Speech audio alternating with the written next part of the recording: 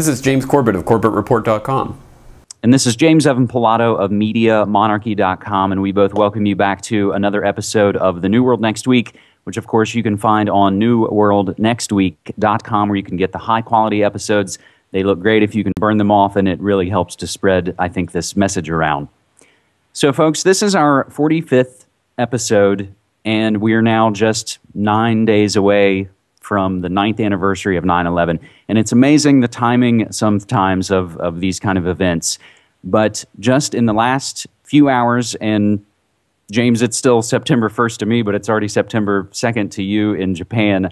So I haven't really had time to digest this story. This is pretty new to me, but we're going to take it from 911blogger.com. International Center for 9/11 Studies secures release of thousands of photos and videos from NIST. The International Center for 9/11 Studies has secured the release of hundreds of hours of video footage and tens of thousands of photographs used by the National Institute of Standards and Technology for its investigation of the collapse of the World Trade Center Twin Towers and Building 7. This material is being released to the Center under the Freedom of Information Act in response to a lawsuit the Center filed against NIST. Center filed a FOIA request with NIST on January 26, 2009, seeking production of, quote, all of the photographs and videos collected, reviewed, cited, or in any other way used by NIST during its investigation of the World Trade Center building collapses, end quote. Following several unsuccessful attempts to get NIST to even acknowledge receipt of the request, the Center was forced to file a lawsuit on May 28, 2009. Shortly after the lawsuit was filed, this request was finally assigned a reference number, and NIST began periodically releasing batches of responsive records. To date, the Center has received over 300 DVDs and several external hard disk drives that contain responsive records, more than 3 terabytes of data so far, and NIST has indicated that additional records will be released in the future. Now, this goes on, and this 9/11 blogger posting goes over just some of the first few videos that the Center has started to go through. So again, this is terabytes of information. So James, let's get your take on this story and how much information we're probably going to be able to find in this. Right. Well, first, of course, this is another example of people taking Freedom of Information Act requests and getting an incredible treasure trove of data through that. So people who recently heard my interview with Aidan Monahan might recognize this coming out to the fore again. So my hat's off to everyone who's out there getting this type of information through these FOIA requests. But as for this particular data set that they've managed to uncover, 3 terabytes of data is incredible. And of course, we're all looking forward to, I guess, sinking our teeth into the meat and potatoes when it's finally released, and people should take a look at 911datasets.org, where I guess eventually this will all be put up as a downloadable BitTorrent, and there will be different ways of getting this information. But suffice it to say, just the first few videos that they've posted up are already extremely interesting. Some interesting videos of the collapses, and especially of explosions and things happening right before the collapses. There's also some visual and some audio I guess, segments of interest. And one of the things that I found interesting was that there are a few videos of the WTC-7 collapsing that seem to have been edited by NIST to actually exclude the moment of the initiation of the collapse. So there's a couple of videos where it's a stationary shot and the camera will be taking the building, and then it suddenly cuts to the building already starting to fall. So there's definitely been some editing going on, and there's even a couple of videos where the audio of the collapse is missing, but then the audio kicks in after the collapse is finished, which is highly suspicious to say the least, considering NIST's main position is that there is no evidence whatsoever for explosions. Well, how can we know that if they've edited out the audio or edited out the beginning of the collapse? So again, just extremely interesting things to take a look at, and I certainly hope people will take a look at this blogger post to start looking through the videos for themselves. Absolutely. Well, and I think one of the comments already there does note that, well, and I'll first say that the center has said the things they're putting out is exactly how they've received them from NIST. They haven't edited them except to maybe take a smaller extract.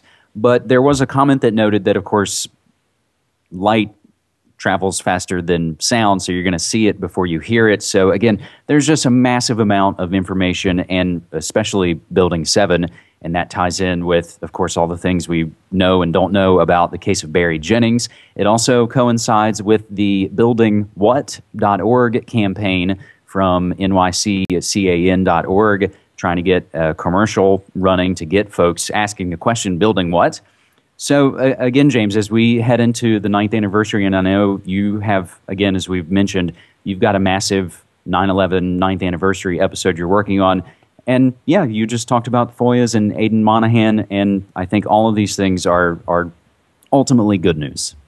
I think so too. Ultimately, it shows that we are winning and we are prying out more information. And remember, I mean, it was over a decade before the public saw the Zapruder film with JFK. So there might still be that film out there that we haven't seen yet. And of course, before we have to move to our second story, James, you and I would both note that we would also love to see, tens of thousands of videos and hundreds of documents and terabytes of data also concerning the drills and the insider trading and the P-Tech story, but perhaps we'll have to wait for that. So our second story, we're going to hop to the French agency Press for a story that begins today here, first day of September, still in the States. Predator drones to patrol entire U.S.-Mexico border.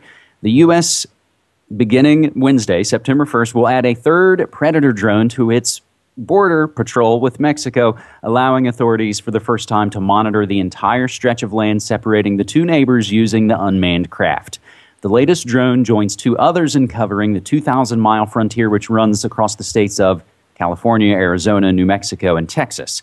With immigration a hot-button issue ahead of looming midterm elections in November, Obama earlier this month signed a $600 million bill aimed at reinforcing border security.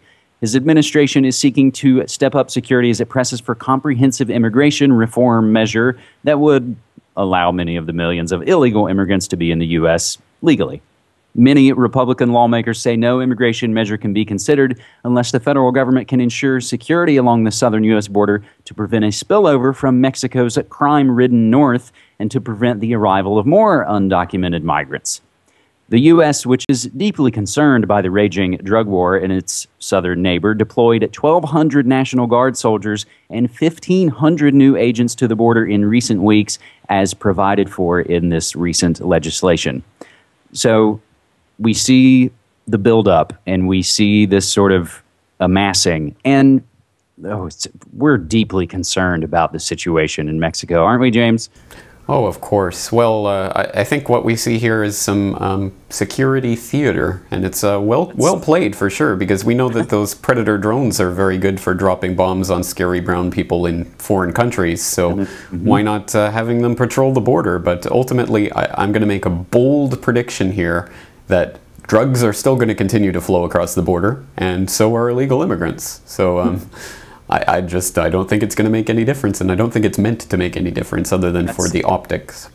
I was going to say, because it's not like there's some larger agenda here at work, and they're playing both ends against the middle, as they enjoy doing in the grand chessboard style. Now, of course, James, in completely unrelated news, the new film Machete opens this Friday. So my worry, again, in watching the kind of media memes, and those are the things that kind of come together, about some kind of catastrophic catalyzing attack on the border that, again, will kind of kickstart this agenda.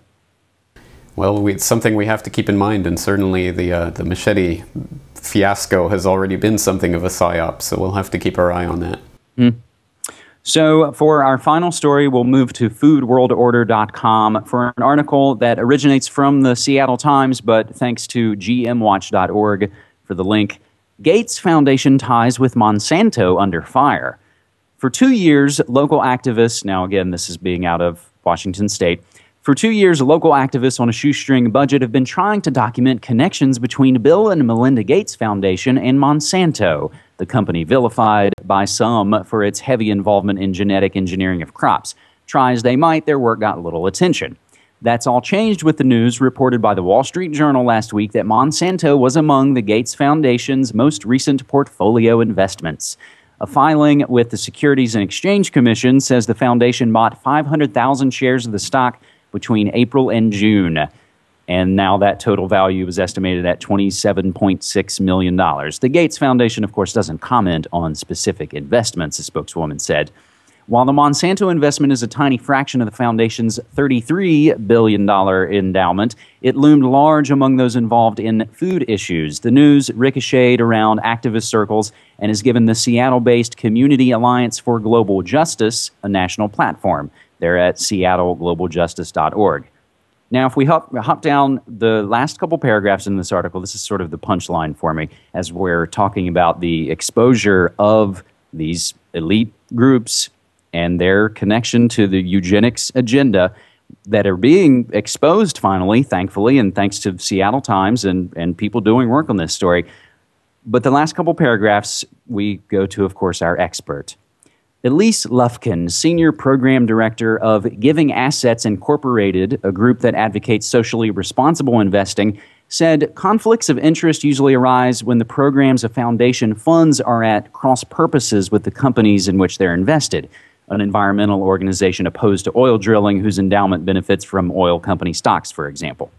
So the Gates investment is not necessarily a conflict of interest if the foundation and Monsanto share the same goals.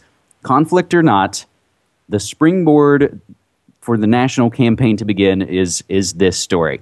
But the punchline for me, James, is if we look up Giving Assets Incorporated, and I've provided the link for you, the first place it goes, if you Google Giving Assets Incorporated, is to rockefellerfoundation.org, and they were giving $200,000 in the last several months to Giving Assets Incorporated.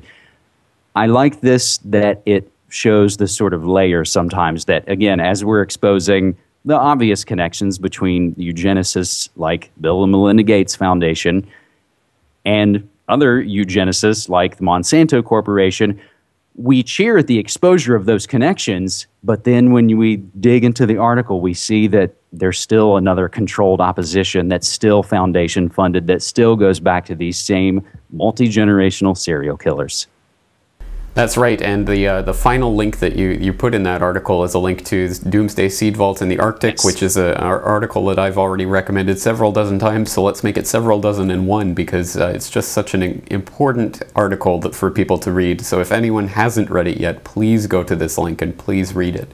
It's such an important article to start to understand how the foundations tie in with this eugenicist agenda and how they're using biotech companies and seed companies to really corner the market for, well, food production and control over the populations. So it's very scary indeed, and I think there's a lot more to uncover with this story. All right, I think that's going to do it for this week. So, James, on a lighter note, if I can mention quickly, I did just publish my 5th mixtape coming from MediaMonarchy.com.